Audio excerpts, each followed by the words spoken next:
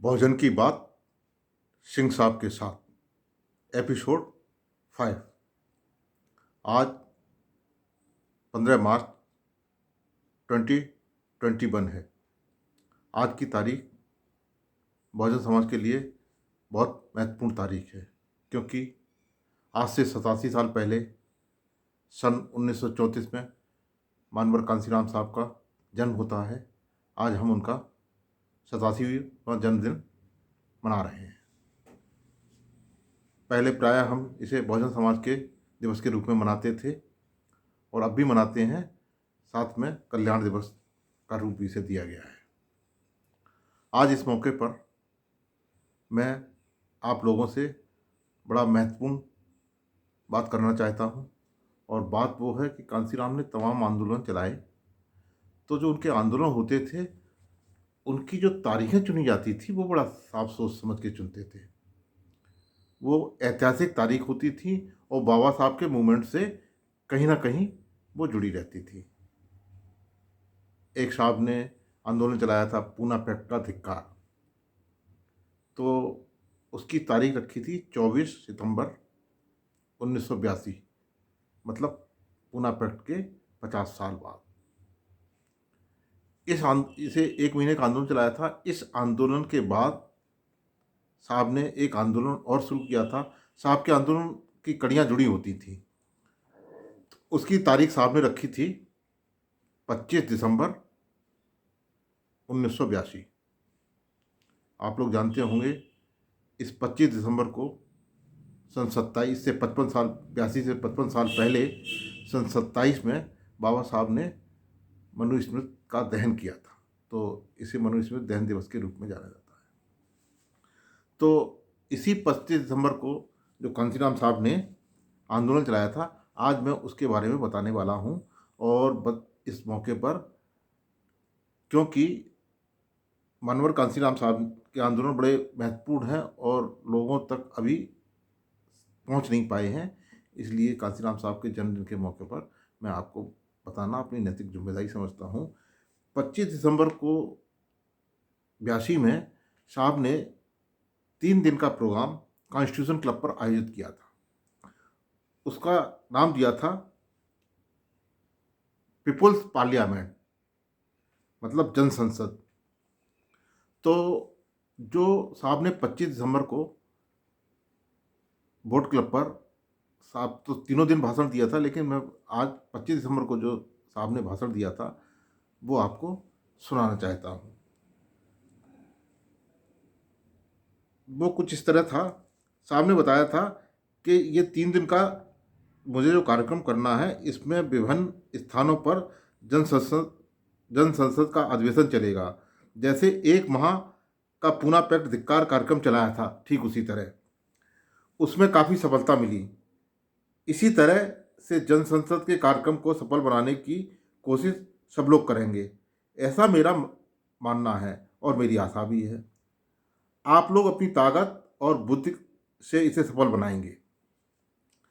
इस अवसर पर आप सब पर इसलिए वोट डाल रहा हूं कि आप गंभीरता से इस कार्य को सफलता हासिल करेंगे। आगे आप कहते हैं कि आप अपने अपने क्षेत्रों में जन संसद का कार्य रखेंगे।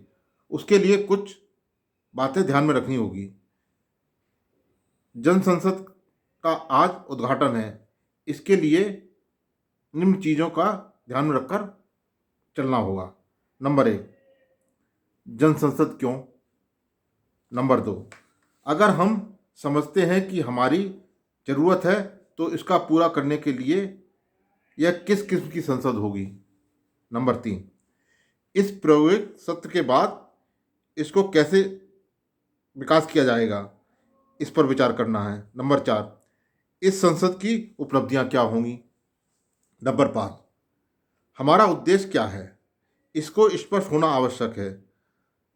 उसकी मंजिल तक ले जाने के लिए हमें कितनी मदद करेगी। ये मंजिल तक लेने के लिए जो संसद हम पीपल्स पार्लियामेंट लगा रहे हैं, वो हमें हमारे उद्देश्य को सफलता और मंजिल तक ले जाने के लिए कितना सफल होगी और मदद करेगी। आप आगे कहते हैं, संसद में आप लोग सवाल पूछेंगे और हम उनके उत्तर देंगे। यह सोचकर चलना है कि हमें सवालों के उत्तर मालूम नहीं है, हम स्वयं उन प्रश्नों के उत्तर खोजना है।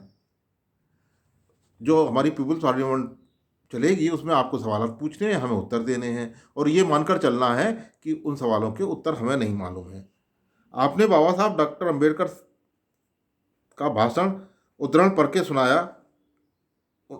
उन्होंने कहा, बाबा साहब ने 25 नवंबर 1949 को संविधान निर्वती सभा में कहा था, 26 जनवरी 50 को हम विरोधाभास के जीवन में प्रवेश कर रहे हैं।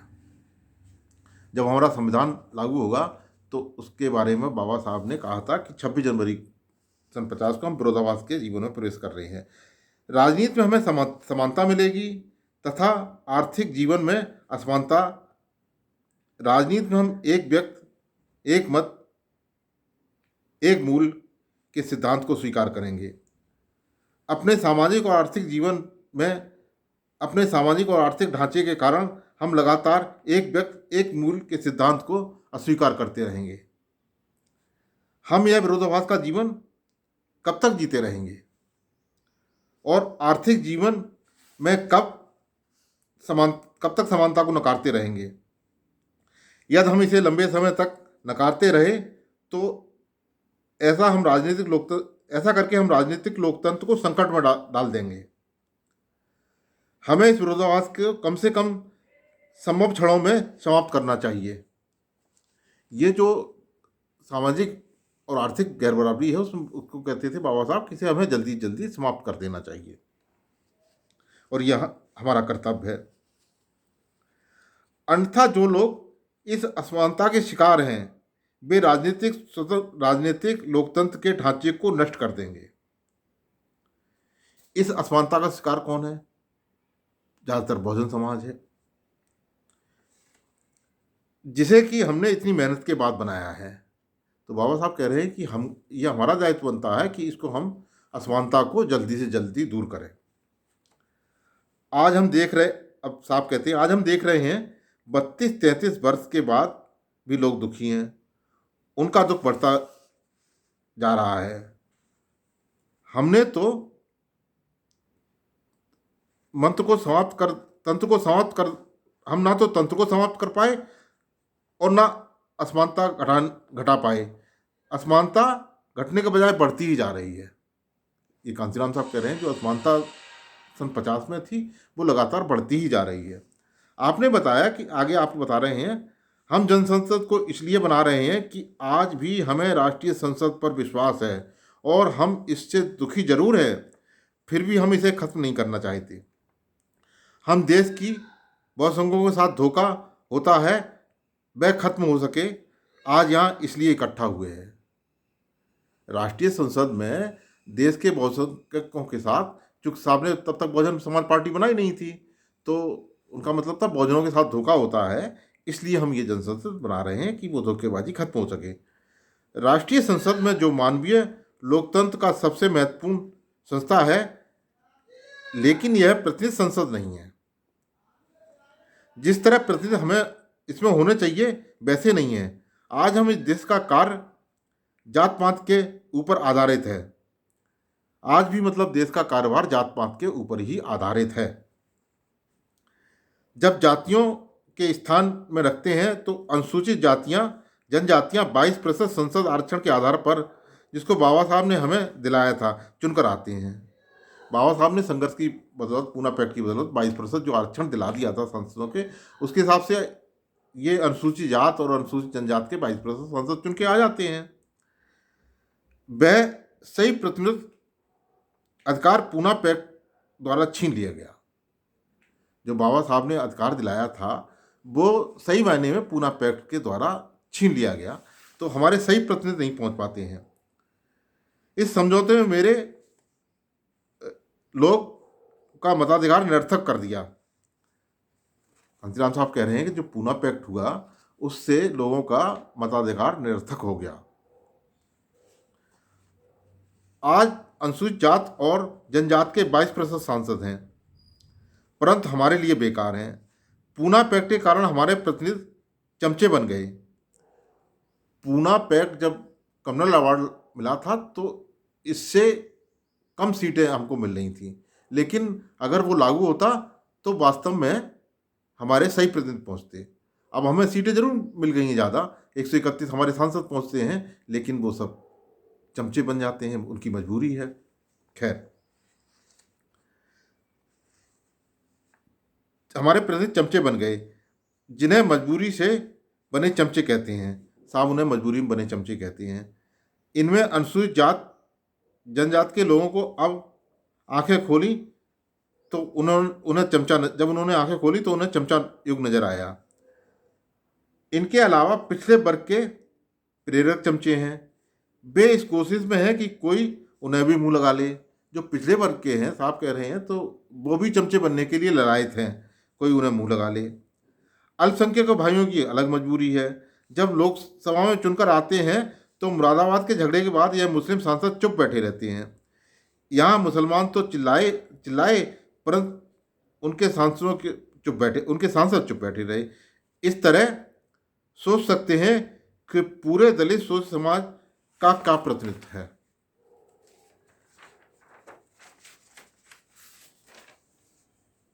आपने बताया कि ब्राह्मण मात्र 4% है, उसका 36% प्रतिनिधित्व है।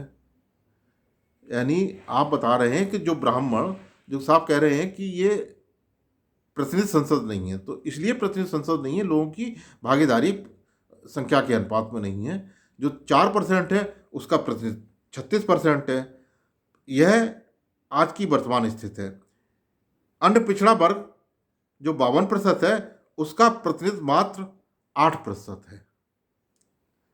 अब यहाँ मैं एक बात बताना चाहूँगा कि ये साहब सन 82 में कह रहे हैं कि अन्य पिछड़े वर्ग का प्रतिनिधित्व 8% है। अनुमानता उन्हें मालूम भी नहीं है, मतलब पिछले वर्ग को, कि हमारा प्रतिनिधित्व कितना है उस टाइम तक, सन 82 तक। तो ये तो सन 82 की बात है।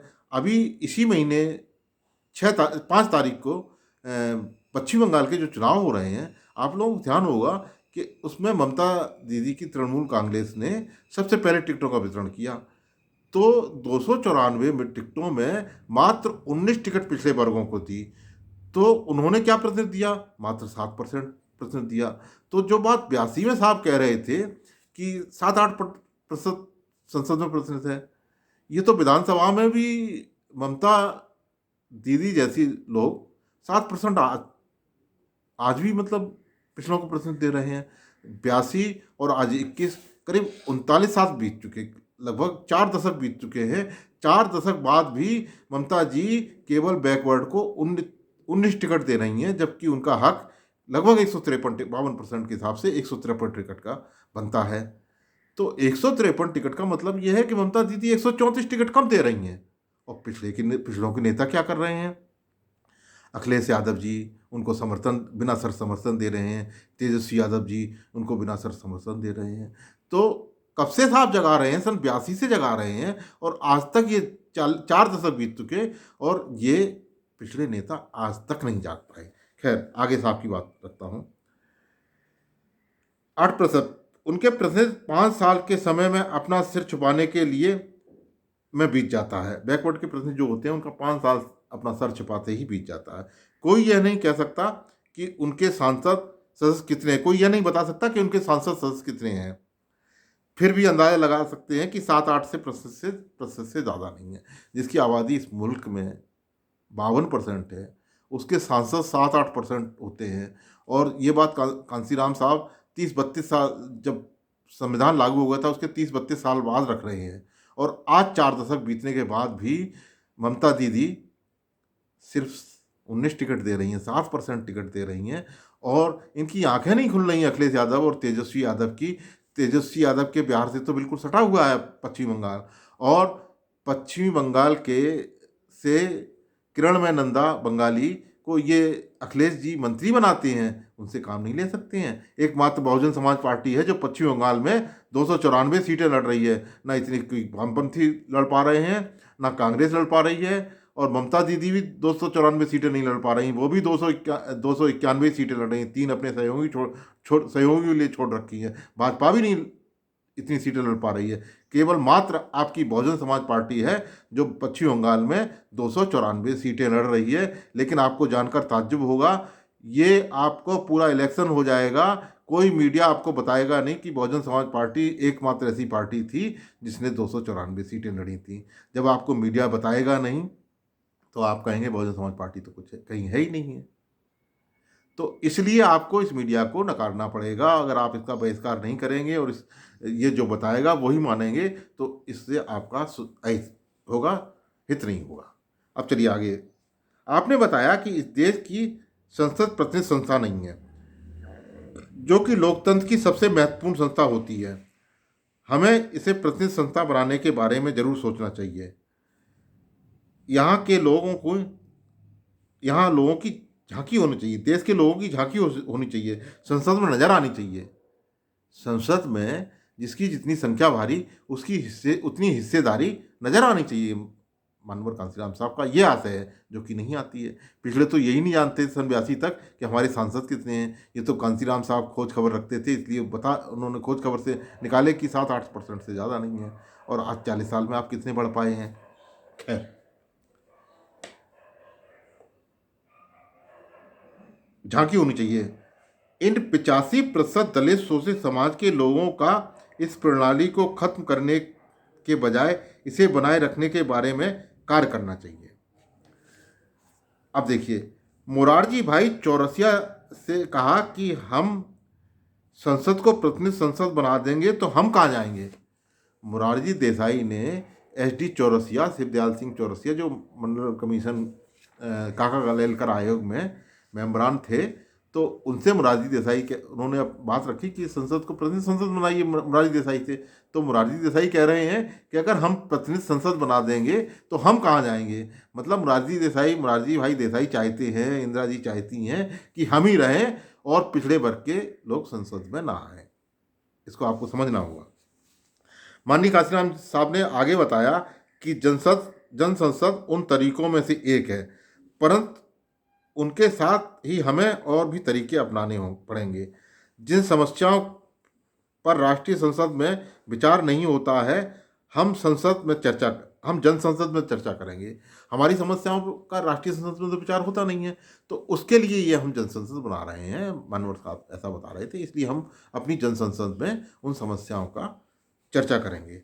आपने बताया कि जिस तरह आज हमारी समस्या हल नहीं हो सकी तो आगे भी नहीं हो सकती है जब तक हम स्वयं कोशिश नहीं करेंगे। हमारी समस्या कोई और नहीं हल करेगा, हमें अपने आप करनी होगी। हम सोचते तेजस्वी जी ने ममता जी को समर्थन दे दिया, अखिलेश जी ने ममता जी को समर्थन दे दिया, क्या ममता जी भी अपवर्ड होंगी, समस्या हल करेंगी?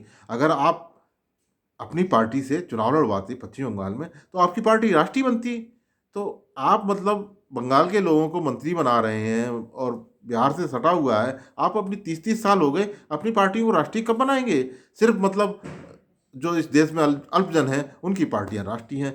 केवल एक बहुजन समाज पार्टी बहुजनों की राष्ट्रीय पार्टी है, उसको भी चाहते हैं किसी तरह मतलब चमचे पैदा करके।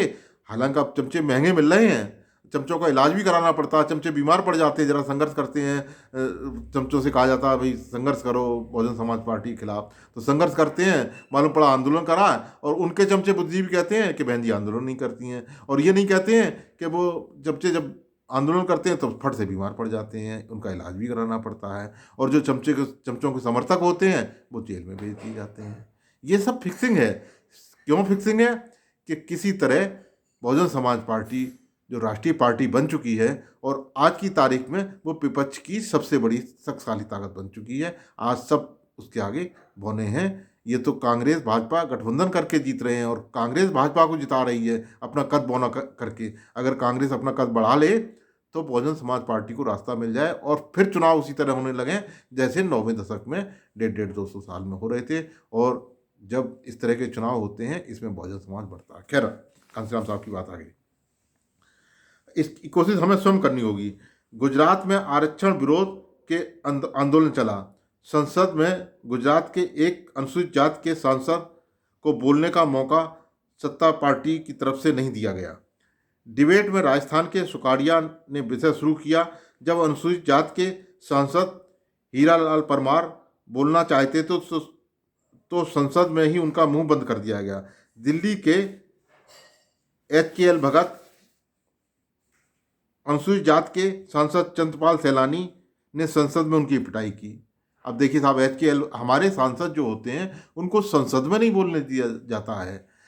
मतलब जो परमार साहब बोल रहे थे गुजरात के, उनको HKL भगत ने नहीं बोलने दिया। आपको जानकारी होगी, कांसीराम साहब चुनाव पूर्वी दिल्ली से HKL भगत के खिलाफ लड़े थे, अमेठी से राजीव गांधी के खिलाफ लड़े थे, एक ही समय लड़े थे। क्यों लड़े थे? वो दिखाना चाहते थे कि जो अमेठी जैसे दूर दराज के इलाकों से सामंतशाही जुल्म से तंग होके आते हैं दिल्ली में, उनको यहाँ हरकिशन लाल भगत जैसे उनकी गुंडई का झेलनी पड़ती है। जब वो संसद में गुंडई दिखाते हैं तो अपने क्षेत्र में क्या गुंडई दिखाते होंगे। इसलिए साहब इनके HKL भगत के खिलाफ चुनाव लड़े थे, और एक ही टाइम में अमेठी से भी चुनाव लड़े थे। HKL भगत के खिलाफ साहब चुनाव लड़े थे तो साजिशन उनको हाथी चुनाव चिन्ह न देके ऊंट का चुनाव चिन्ह दिया गया था। अमेठी में तो खैर उत्तर प्रदेश में है तो हाथी मिला था।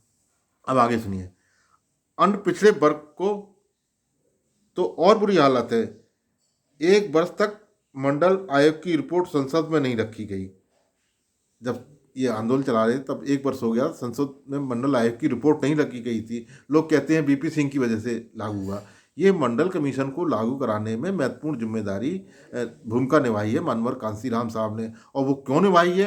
क्योंकि मानवर कांसीराम साहब बहुजन समाज बनाना चाहते थे। जिस दिन पार्टी बनाई थी, बहुजनों को एहसास कराना चाहते थे, जो टचेबल शूद्र थे उनको एहसास कराना चाहते थे कि आपको टचेबल अनटचेबल करके 2 भागों में बांट दिया, आप बहुजन हो, इकट्ठे होइए। इसलिए वो मंडल कमीशन को लागू करवाना चाहते थे। इसीलिए तमाम समझौते, जो सपा से समझौता किया, मुलायम सिंह समझौता किया, ये कांसीराम साहब की बहुजन बनाने की एक प्रक्रिया थी। चलिए आगे, मंडल की रिपोर्ट लागू नहीं हो सके, उसे अब राज्य सरकारों को सौंप दिया गया है। जैसे कसाई को बकरी सौंप देते हैं, वह भी एक के बजाय 30 कसाईयों को। मतलब मंडल कमीशन की रिपोर्ट तो लागू नहीं की, उस पर पुनर्विचार के लिए स्टेटों को सौंप दिया गया कि इस पर पुनर्विचार के लिए, जैसे बकरी कसाई को सौंप देते हैं, तो 30 कसाईयों को सौंप दी, 30 राज्यों को रिपोर्ट सौंप दी गई थी उस टाइम। तो वो तो बोटी वोटी कर देंगे, वो तो बिल्कुल कीमा बना देंगे। समझने की कोशिश कीजिए, लागू नहीं कर रहे हैं। ये तो शुक्र मनाइए कि इस देश को कांसीराम जैसा नेतृत्व मिल गया, इसलिए ये मंडल कमीशन लागू हो गया। वरना लागू क्या, क्रीम लेयर लगा के और मतलब उसे निष्क्रिय कर दिया है, बिल्कुल कोई लागू नहीं हुआ है।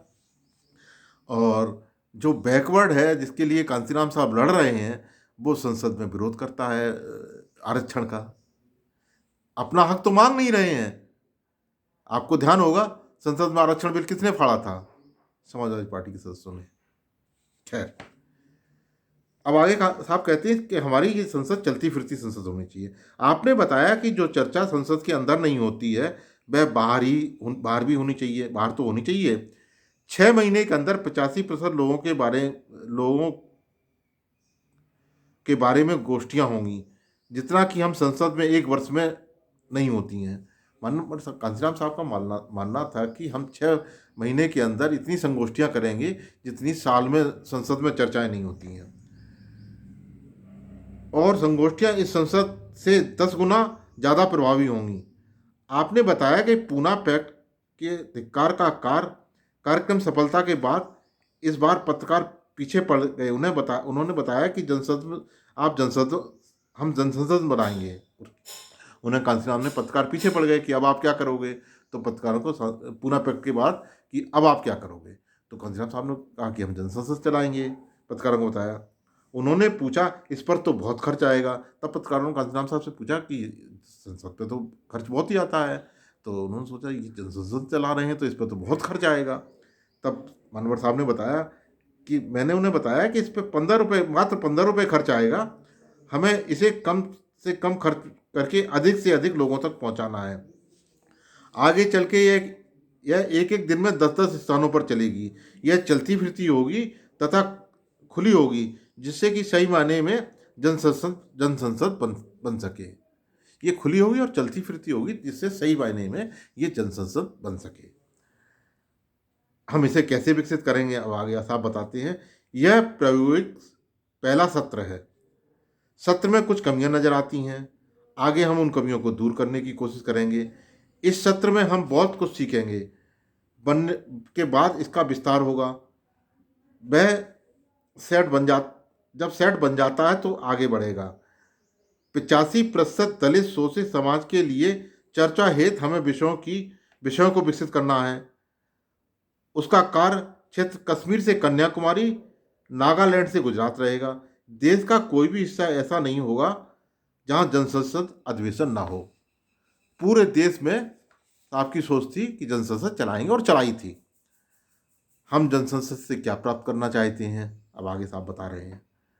हमें पहले अपना उद्देश्य स्पष्ट होना चाहिए। हमारा पहला उद्देश्य होना चाहिए कि दलित शोषित समाज को संगठित करना है। जैसे 4-5% ब्राह्मण संसद में 36% प्रतिनिधित्व लिए हुए हैं, वे किसी का तो हिस्सा मार रहे हैं। अब मनोहर कांतीराम साहब बता रहे हैं जो ब्राह्मण 4% है और संसद में 36% है, तो किसी का हिस्सा तो मार ही रहे हैं। अब ममता दीदी ने जो 134 टिकट बैकवर्ड को और देने चाहिए थे वो नहीं दिए, केवल 19 टिकट दिए। बैकवर्ड की आबादी के हिसाब से पश्चिम बंगाल में जो 52% मंडल कमीशन बता रहा है उसके हिसाब से ही 134 टिकट और ममता दीदी को देने चाहिए। जो 134 टिकट ममता दीदी ने नहीं दिए तो वो किसी और को तो दिए होंगे। अब ये अखिलेश जी को और तेजस्वी जी को सोचना है कि वो किसको दिए, तो वो निश्चित ही जो शासक रहते हैं ब्राह्मण और कायस्थों को दिए होंगे, जिनकी आबादी पश्चिम बंगाल मात्र 4% है। और ये बिना शर्त समर्थन दे रहे हैं। ये अपनी हिस्सेदारी भी नहीं मांग रहे हैं कि हम समर्थन तब देंगे, हमें हिस्सेदारी दीजिए। ऐसे बैकवर्ड के नेता हैं। संघर्ष उनसे करेंगे जिनसे संघर्ष नहीं करना चाहिए, और जिनसे संघर्ष करना चाहिए उनसे दोस्ती करेंगे। खैर,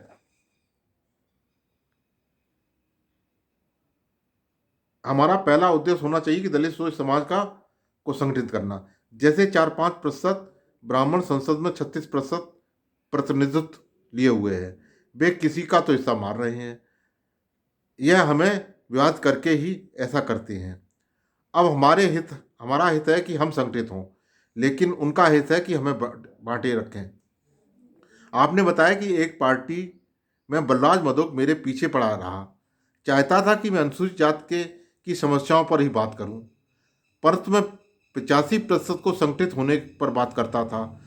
अंत में बलराज मधोक ने कहा कि यह पिछले 3000 साल में नहीं हुआ है और आगे भी 3000 साल नहीं होगा। मनोहर कांशीराम साहब बहुजन समाज बनाना चाहते थे, तो बलराज मधोक कहते थे कि आप क्यों पचड़े में पड़े हैं, आप दलित शोषित समाज को इकट्ठा कीजिए, बैकवर्ड के पीछे क्यों पड़ गए हैं, क्यों बहुजन समाज बना रहे हैं। तो कांशीराम साहब ने कहा मैं तो बनाऊंगा। तो बलराज मधोक कहते हैं कि ये पिछले 3000 सालों में नहीं हुआ है और आने वाले 3000 सालों में भी नहीं हो सकेगा। तब कांशीराम साहब विश्वास 3000 सालों में नहीं होगा। यह इतना कठिन काम है। आज मुझे आशा है कि 3 साल में मैं इसे कर लूँगा। हमें दृढ़ विश्वास निश्चय करना है, हमें यह करना है। जन संसद का इसमें बहुत बड़ा सहयोग होगा। दलित शोषित समाज 3 हिस्सों में बटा है, इसे हमें समझना जरूरी है। अब कांशीराम साहब उसी जन संसद में बता रहे हैं कि दलित शोषित समाज जो है 3 हिस्सों में बटा है। नंबर 1, पहला बड़ा हिस्सा साधारण लोगों का है। ये लोग 60 करोड़ हैं से अधिक हैं जो कि व्यवस्था के शिकार हैं। पहला मनोहर कांशीराम साहब बता रहे हैं उस टाइम लगभग 85 करोड़ आबादी थी भारत की। तो उस टाइम 60 करोड़ लोग थे ये जो साधारण लोग थे। नंबर 2, जो लोग पूरे देश में कुछ करने में लगे हैं या उस समाज के लिए कुछ करने की सोचते हैं जिसमें वे पैदा हुए हैं, इस श्रेणी के 10 लाख से अधिक लोग हैं जो कुछ करना चाहते हैं या पैदा हुए हैं करने के लिए। इस श्रेणी के कांशीराम साहब का आंकलन था। या ऐसे मान लीजिए जो कांशीराम साहब ने तैयार किए थे पे बैक टू सोसाइटी के लिए, इस तरह के 10 लाख लोग तैयार हो चुके थे तब तक। तीसरी श्रेणी उन लोगों की है जो सारी बातें समझते तो हैं, अपनी रोटी चलाने के लिए इन वर्गों के लिए कुछ करते हैं। ये सब वर्गों में हैं। उनकी भी 2 श्रेणियां हैं। 1 जिनके दिल में तड़प है, जिससे प्रेरणा लेकर जितना उनसे बन पाता है वे करते हैं। नंबर 2, दूसरे वे लोग हैं 90% नारा लगाएंगे तो हमें कुछ ना कुछ मिल जाएगा। ये नारे तक लगाए जाते हैं जब तक सौदा चलता रहता है। 90% वो लोग हैं जो नारे लगाते हैं कि इससे तो हमें कुछ मिल जाएगा, और उनका सौदेबाजी होती है।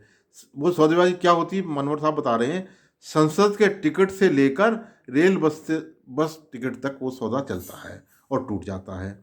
पहली श्रेणी जिनकी संख्या 60 करोड़ से अधिक है, उनमें जागृत लाना है, प्रेरित करना है, प्रशिक्षित करना है तथा उन्हें जानकार बनाना है।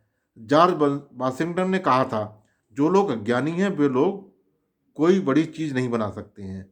वे कभी भी अपने देश पर शासन नहीं कर सकते हैं। वह ऐसी चीज़ है जो न कभी हुई है न कभी होने वाली है। ये जॉर्ज वाशिंगटन का उदाहरण मनमोहन साहब जनसंसद में लोगों को बताते हैं। इसलिए हमें जानकार बनना होगा। इसलिए 60 करोड़ लोगों को जानकारी देनी है और जागृत लानी है। इन लोगों का हजारों साल से दिल टूटा है, उन्हें हौसला मिलना चाहिए। प्रेरित करके उन्हें एक धारा में लाना है। यह तो पूरे मिशन का काम है, लेकिन जनसंसद इसमें बहुत बड़ा सहयोग रहेगा। जनसंसद का इसमें बहुत बड़ा सहयोग रहेगा। कांसीराम साहब कहते हैं ये तो पूरा मिशन का काम है, लेकिन उनका मानना है कि जनसंसद का इसके द्वारा हम ये काम आसानी से कर पाएंगे रहेगा।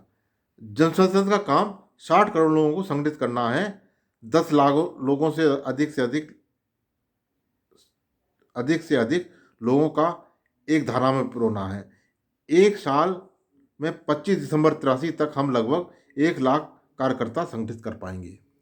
कांसीराम साहब का मानना था कि एक साल में ये 82 में 25 दिसंबर को शुरुआत की है, तो जब 83 में हम पहुंचेंगे तो कम से कम 10 लाख लोगों को कार्यकर्ता हम तैयार कर लेंगे।